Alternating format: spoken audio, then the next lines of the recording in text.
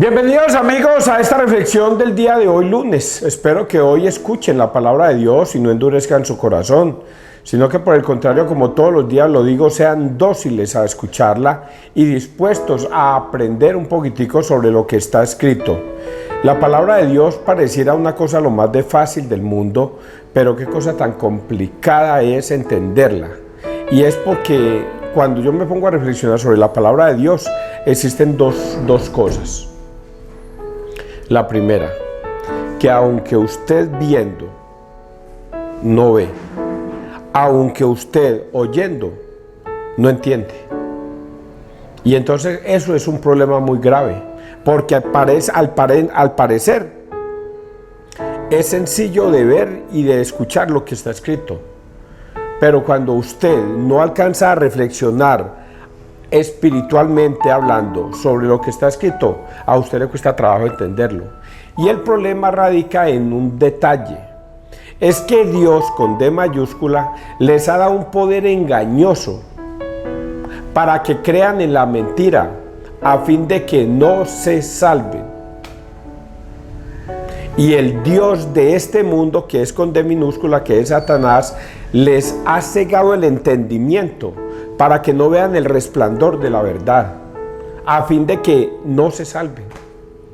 Entonces, ante esa situación uno dice, ¿cómo puede ser posible que una cosa tan sencilla como esta sea tan difícil de entender y comprender?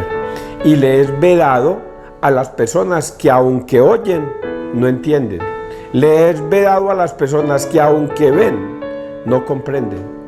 Entonces es una cosa de locos, una cosa difícil. Vamos a persignarlo, muchachos, y hoy el evangelio es cortico, breve, pero es muy significativo para los que pueden y quieren ver, solamente para ellos, para los que sueltan su corazón y dicen, aquí estoy, Señor, para hacer tu voluntad.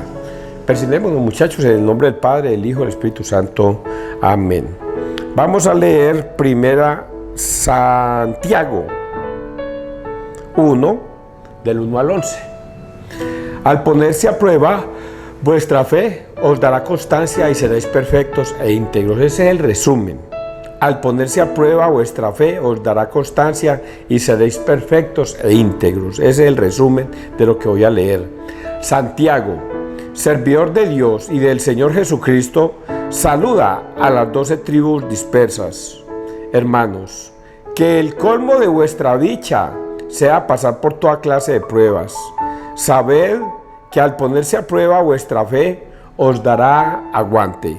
Y si el aguante llega hasta el final, seréis perfectos e íntegros sin falta alguna. En caso de que alguno de vosotros se vea falto de acierto, que se lo pida a Dios. Dios da generosamente y sin echar en cara, y Él se lo dará. Pero tiene que pedir con fe, sin titubear lo más mínimo, porque quien titubea se parece al oleaje del mar, sacudido y agitado por el viento. Un individuo así no se piense que va a recibir nada del Señor. No sabe lo que quiere y no sigue rumbo fijo. El cristiano de condición humilde esté orgulloso de su alta dignidad, y el rico de su pobre condición pues pasará como la flor del campo. Sale el sol y con su ardor seca la hierba, cae la flor y su bello aspecto perece. Así se marchitará también el rico en sus empresas. Palabra de Dios, te alabamos a ti, Señor Jesús. Qué mensaje tan profundo y tan difícil de entender. Vamos a empezar por definir ese tema de la fe. La fe es la certeza de lo que se espera y la esperanza de lo que no se ve. O es la esperanza de lo que se espera y la certeza de lo que no se ve. Algo así dice el significado de la fe. Tomás aparece en escena y le dice los discípulos lo llaman y le dicen, muchacho, ¿cómo te parece que Jesús vino y se apareció a nosotros y estuvo entre nosotros y comió con nosotros? Y Tomás, incrédulo, como todos nosotros, que es el quien nos representa, dice: hasta yo no ver, no creer. Es que yo vi cuando lo crucificaron, yo vi cuando lo enterraron. ¿Cómo que resucitó? Yo no creo esas cosas. Hasta no ver, no creer. Esa es la condición de la mayoría de los seres humanos y de la humanidad entera.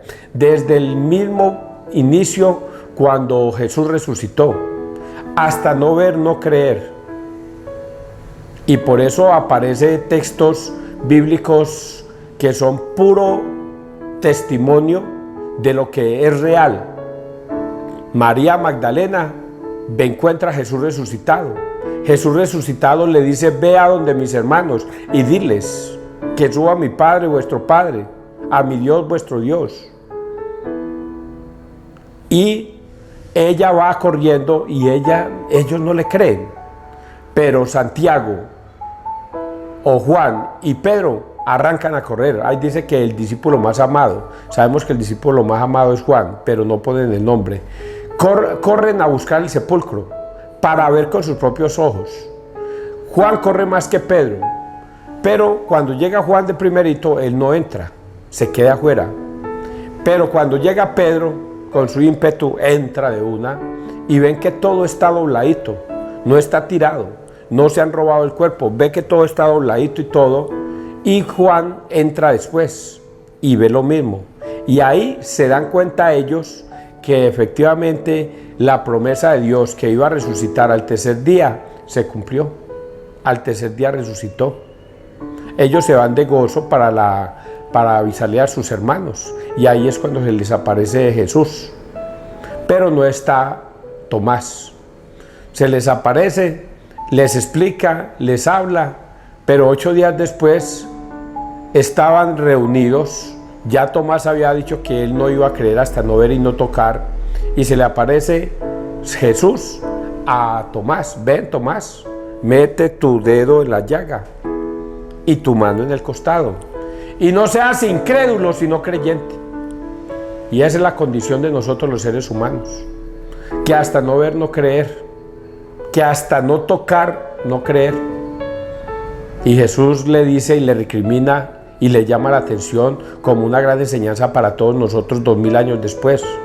Dichosos los que sin necesidad de ver o tocar, creen por fe. Y la fe le es dada a los hombres. No es yo quiero creer, voy a creer. Pero ¿cómo hago para creer si yo no he visto? Pero ¿cómo hago para entender si yo no entiendo? Pero ¿cómo hago para comprender todo esto si no lo logro entender? Es que esto se le da a las personas por una revelación del Espíritu Santo. El Espíritu Santo es el que hace que las personas crean. Yo creo, por mí no creo, pero por el Espíritu Santo yo creo. Porque el Espíritu Santo me dijo: César, todo eso que tú has leído es verdad, todo eso se cumplió, todo eso sucedió hace 2000 años y es verdad. Jesús resucitó, murió por nosotros, resucitó, y todo lo que está escrito en la Biblia se cumple. Y por fe yo creo. ¿Quién me lo reveló? El Espíritu Santo. Y eso es lo que a la gente le cuesta trabajo creer. Por eso Santiago, vámonos a la carta, dice todo esto: servidor de Dios y del Señor Jesucristo, saluda a los 12 tribus dispersas, hermanos. Que el colmo de vuestra dicha sea pasar por toda clase de pruebas. Nosotros vamos a pasar por toda clase de pruebas. Cuando nos va mal, dudamos de la existencia de Dios. Dudamos de que Dios exista, pruebas. Pero cuando nos va bien en los negocios, bendito y alabado sea Dios porque me has mandado esto. Cuando estamos mal, dudamos. Cuando estamos bien, creemos. Cuando hace demasiado sol, pedimos a Dios y esperamos. Y decimos: ¿dónde está Dios que nos manda todo este solazo tan bravo? Pero cuando llueve, bendecimos a Dios porque nos ha mandado la lluvia. Nos pasamos por toda clase de pruebas. Y aquí Santiago dice que somos benditos. Que el colmo de vuestra dicha sea pasar por toda clase de pruebas. Sabed que al ponerse a prueba vuestra fe os dará aguante, y si el aguante llega hasta el final, seréis perfectos e íntegros sin falta alguna. Me veía, y yo estoy viendo películas, a mí me encantan las películas religiosas. Me estaba viendo Jacob, la historia de Jacob, que es la historia de José. Jacob es el papá de José, pero Jacob, profeta, le tocó vivir en un pueblo donde la diosa Estarcici o algo así era la que imperaba en ese pueblo, y la mayoría de ese pueblo creían en esa diosa y tenían hasta templo y hacían sacrificios y hacían de todo allí, y el único que creía en Dios era Jacob. Todo el pueblo creía en esa diosa Estarcici o algo así, pongámosle ese nombre porque no me acuerdo. Creían en esa diosa porque ella era la que daba prosperidad, y cuando llegó una sequía tan tremenda como la que estamos viviendo nosotros, entonces ellos se aferraron más a esa diosa, y había una sacerdotisa que llamaba, pongámosle un nombre, Esther, me parece que llamaba Esther, y ella era la que decía que si no le hacíamos sacrificios a esa diosa, Dios no mandaría la lluvia, esa diosa no mandaría la lluvia, que había que hacer sacrificios. Pero Jacob se rebeló contra eso y le decía a ese pueblo: muchachos, eso es una diosa, una imagen hecha de piedra.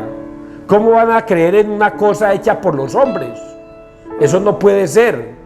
Debemos creer en solo Dios, que es monoteísta. Hay un solo Dios, no politeísta. Es un solo Dios. Nosotros no lo vemos, pero Él está con nosotros. Y Él es el que nos puede ayudar. Querían linchar a Jacob, todo ese pueblo, que porque por culpa de Jacob, la diosa más enfurecida estaba.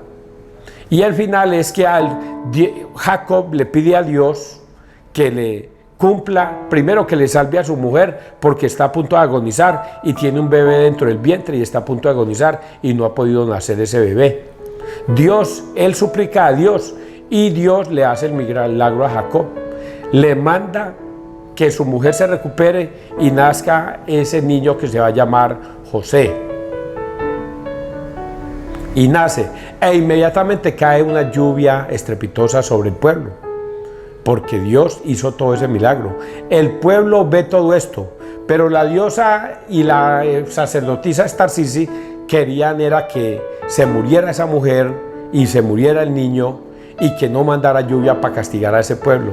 Y resulta que esta mujer en su adoración tumba unos velones, se prende fuego ella y prende el altar y se prende todo el templo. Y aunque estaba lloviendo, no se apagaba el templo, no se apagaban las llamas. A pesar de que estaba lloviendo, las llamas consumían todo. Esa mujer murió, se quemó el templo y todo esto. Y ahí sí todo el mundo comenzó a creer en Dios.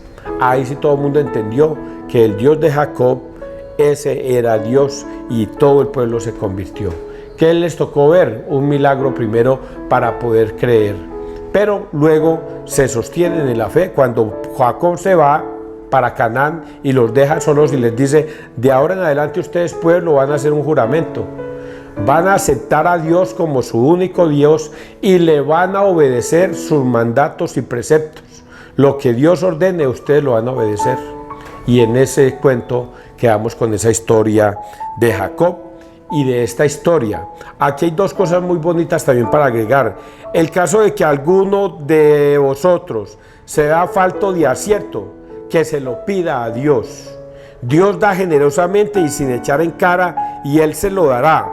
Pero ojo, pero tiene que pedir con fe, sin titubear, lo más mínimo, porque quien titubea se parece al oleaje del mar sacudido y agitado por el viento.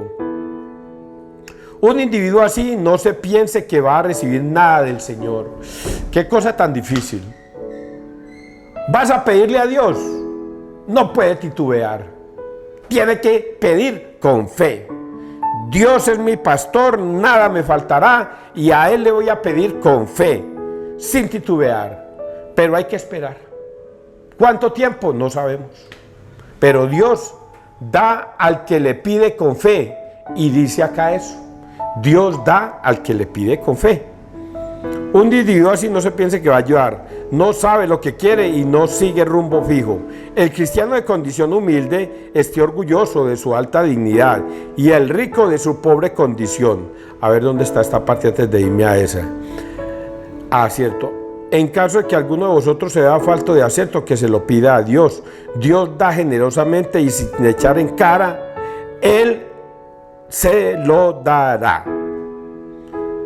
En caso de que alguno de vosotros se vea falto de acierto, que se lo pida a Dios. Dios da generosamente y sin echar en cara, y Él se lo dará. ¿Qué hay que pedir? Con fe. No le puede fallar la fe. Porque si titubea, dice aquí que se parece al mar, al oleaje del mar, que es movido por los vientos. Van y vienen, van y vienen, van y vienen. Y eso no pide Dios. Si vas a creer, debemos creer con fe. Y luego dice que a los pobres que se sientan ricos, porque para el reino de los cielos ellos serán llamados. Y a los ricos que son tacaños, dice que a ellos se les quitará todo. Y el rico de su pobre condición, pues pasará como la flor del campo. Sale el sol y con su ardor seca la hierba. Cae la flor y su bello aspecto perece. Así se marchitará también el rico en sus empresas. Palabra de Dios. Da un consuelo a los pobres. Le dice, de ustedes es el reino de los cielos. Y a los ricos, ya ustedes tuvieron en la tierra su propia recompensa. Morirán. Por su riqueza morirán. Serán como la flor en el desierto. Brillarán unos días, pero luego se secarán y morirán. Para aquellos ricos que son miserables. Porque aquí uno podría también tener una contradicción. ¿Cómo así? O sea que yo nunca puedo tener plata y servirle a Dios. Pero Dios da esa advertencia. Es muy difícil que una persona con plata le sirva a Dios. O le va a servir al dinero o le va a servir a Dios. Hoy vemos esos países musulmanes, a todos esos países por allá. Oiga, construyen unos edificios impetuosos, majestuosos, impresionantes. Uno dice, ¿quién va a ir a hospedarse por allá en tantos edificios, en tantas cosas tan impresionantes que hacen por allá? Es que hay tanta gente para ir por allá a hospedarse. Mientras que ese dinero deberían invertirlo en América del Sur, en la gente humilde, deberían invertirlo en África, pero no. La codicia y la ambición de todos esos jeques, de todas esas personas, no les da para ayudar a la humilde. Solo quieren tener, poseer y poseer. Y hace un año, o yo no sé cuánto hace, mostraban a un jeque de esos muerto. Y alrededor, oro por todos lados, oro por todos lados, oro por todos lados. Y se murió. ¿Y quedó donde quedó el oro? Ahí. Y él fue a parar a una tumba. Ya debe estar hasta podrido ese muchacho, ese señor, a esta instancia. ¿Por qué? Porque no supo valorar su riqueza en esta tierra. Y Dios, a través de esta carta de Santiago, le llama la atención. Salmo responsorial, Salmo 118. Cuando me alcance tu compasión, viviré, Señor. Antes de sufrir yo andaba extraviado, pero ahora me ajusto a tu promesa. Tú eres bueno y haces el bien. Instrúyeme en tus leyes. Me estuvo bien el sufrir, así aprendí tus mandamientos. Mas estimo yo los preceptos de tu boca que miles de monedas de oro y plata. Reconozco, Señor, que tus mandamientos son justos, que con razón me hiciste sufrir, que tu bondad me consuele, según la promesa hecha a tu siervo. Que tu bondad me consuele, según la promesa hecha a tu siervo. Hay una cosa tan difícil con Dios. Es una cosa tan difícil con Dios que usted debe pedir por fe y estar seguro de que por fe Dios le va a ayudar. Pero si pasa un día, 2 días, 3 días, 4 días, una semana, un mes y nada que aparece la ayuda de Dios, usted se desespera y dice: Dios me abandonó, Dios no me cuidó, Dios me desprotegió. ¿Dónde está Dios? Dios, ¿por qué permite todo esto? Dios, ¿por qué permite masacres? Dios, ¿por qué permite que existan los malos? Dios, ¿por qué no hace justicia? Dios, por esto. Y eso es titubear. Y dice aquí en este salmo: reconozco, Señor, que tus mandamientos son justos, que con razón me hiciste sufrir. Por eso, sin titubear, muchachos, hay que pensar en Dios y creer en Dios. Y viene este evangelio que es el golpe final de todo esto. Marcos 8, del 11 a 13. ¿Por qué esta generación reclama un signo? ¿Por qué esta generación reclama un signo? En aquel tiempo se presentaron los fariseos y se pusieron a discutir con Jesús para ponerlo a prueba. Le pidieron un signo del cielo. Jesús dio un profundo suspiro y dijo: ¿por qué esta generación reclama un signo? En verdad os digo que no les será dado un signo a esta generación. Los dejó, se embarcó de nuevo y se fue a la otra orilla. Palabra del Señor. Gloria a ti, Señor Jesús.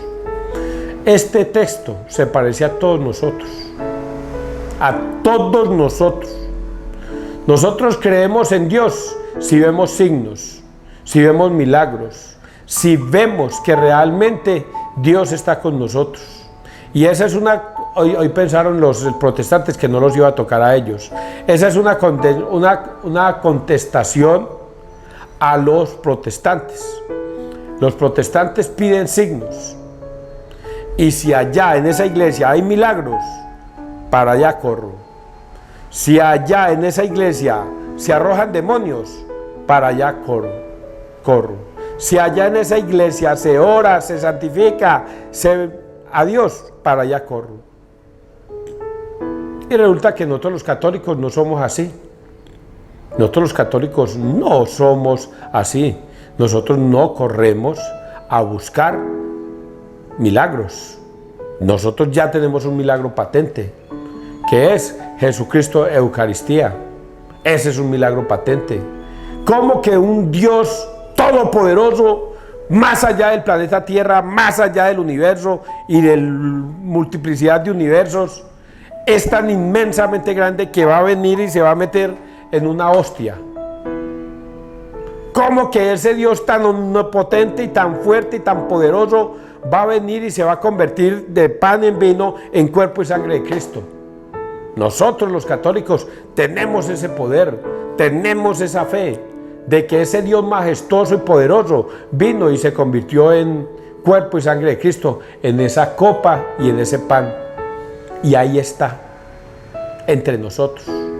Así como le pasó a Salomón, que cuando le construyó el templo le pidió a Dios: Señor, tú eres Dios. Los cielos de los cielos y los cielos no caben dentro de ti, pero tú, mi Señor, socórrenos, ayúdanos, ven, auxílianos, que estés aquí en este templo, que estés ahí en ese arca de la alianza. Y el Señor vino y habitó en ese templo. Y ahora con Jesús, cuando levantó el pan, San Lucas 19:22, levantó el pan, dijo: este es mi cuerpo, que será entregado por todos vosotros. Y luego, levantando la copa, dijo: esta es mi sangre, que será derramada por todos ustedes. Hagan esto en conmemoración mía. Y en ese momento, pan y vino se convierten en cuerpo y sangre de Cristo. Y eso nosotros los católicos lo creemos. ¿Cómo lo creemos? Por fe. Sabemos que Jesús lo dijo.